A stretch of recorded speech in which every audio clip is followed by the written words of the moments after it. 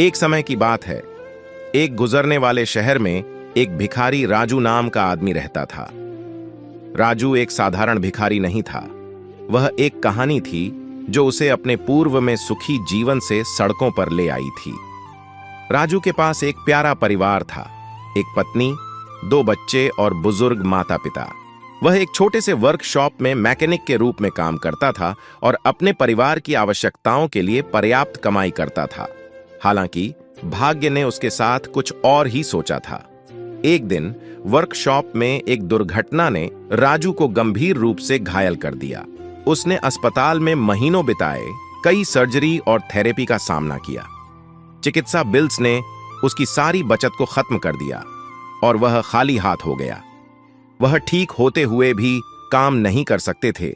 उसने अपने परिवार को पालने के लिए परिवार सबसे मुश्किल समय था। उसके परिवार ने जीवन के लिए संघर्ष किया और अंततः उन्होंने अपना घर खो दिया। कोई अन्य विकल्प नहीं बचा। राजू ने सड़कों पर आना प्रारंभ किया, जीविका के लिए मांगना। अपनी कठिनाइयों के बावजूद राजू कभी आशा नहीं खोया।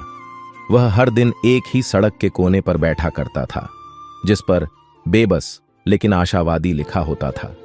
लोग उसे अक्सर नजरअंदाज करते थे या दया में कुछ सिक्के देते थे, लेकिन राजू ने कभी अपना गरिमा नहीं खोया। एक दिन एक लड़की नाम की अनु ने राजू को उसके आम स्थान पर बैठे हुए देखा। उसे उसकी कहानी सुनकर भावुक किया और उसे मदद करने का निर्णय किया। वह नियमित रूप से राजू को मिलने लगी, उसे खाना, कपड़े और कभी-कभी पुस्तकें लेकर आती थी। अनु की दया ने राजू के जीवन में एक किरण आशा लाई। वह अब अपनी संघर्ष में अकेलापन महसूस नहीं करते थे। अनु के समर्थन से राजू ने एक छोटे से सड़क पे चाय की दुकान शुरू की। उसकी चाय परिसर में प्रसिद्ध हो गई और जल्द ही उसने अपने परिवार के लिए एक छोटे से किराए का मकान ले लिया। राजू की कहानी हमें याद दिलाती है कि सबसे कठिन समय में भी हमेशा आशा की एक रोशनी होती है।